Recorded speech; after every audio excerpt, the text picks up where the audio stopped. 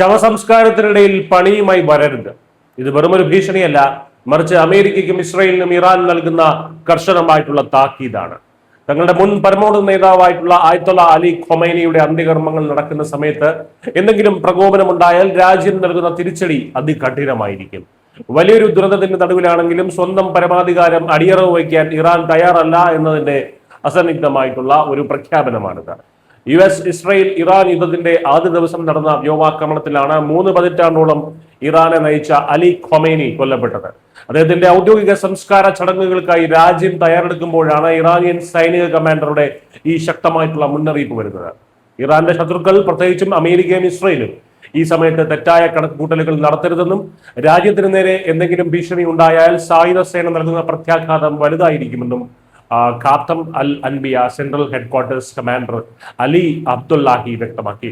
ഇതിനു മുൻപും ഇറാൻ സമാനമായിട്ടുള്ള നിലപാട് സ്വീകരിച്ചിരുന്നു. ഇറാന്റെ ഇപ്പോഴത്തെ പരമോന്നത നേതാവായിട്ടുള്ള മുസ്തഫ ഖൊമൈനിയെ ലക്ഷ്യമിടുന്നുവെന്ന ഇസ്രായേൽ പ്രതിരോധ മന്ത്രി ഇസ്രായേൽ കാറ്റ്സിന്റെ പരാമർശത്തിന് പിന്നാലെ തങ്ങളുടെ നേതൃത്വത്തിന് ജനങ്ങൾക്കോ നേരെ വരുന്ന ഏതൊരു ഭീഷണിക്കും ഉടനടി അതിശക്തമായിട്ടുള്ള മറുപടി നൽകുമെന്ന് ബുധനാഴ്ച വിദേശകാര്യമന്ത്രി അബ്ബാസ് അരഗാച്ചിയും മുന്നറിയിപ്പ് നൽകിയിരുന്നു.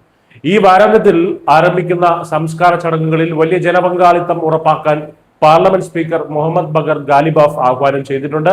ഇസ്ലാമിക് ഇറാന്റെ ചരിത്രത്തിലെ മഹത്തായിട്ടുള്ള ഏടായി ഈ ജനമുന്നേറ്റം മാറണമെന്നും പ്രതികാരത്തിനായിട്ടുള്ള രാജ്യത്തിന്റെ നിലവിളി ലോകം മുഴുവൻ മുഴങ്ങണമെന്നുമാണ് അദ്ദേഹം പറഞ്ഞത്.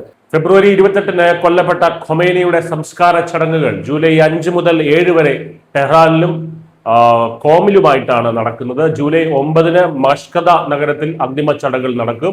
ഒരു വശത്ത് പാശ്ചാത്യ ശക്തികൾ ശത്രുതാപരമായിട്ടുള്ള നിലപാട് തുടരുമ്പോൾ ഇന്ത്യയെ പോലുള്ള രാജ്യങ്ങൾ തികഞ്ഞ നയതന്ത്ര മര്യാദകളോടെയാണ് ഈ സാഹചര്യത്തെ കാണുന്നത്.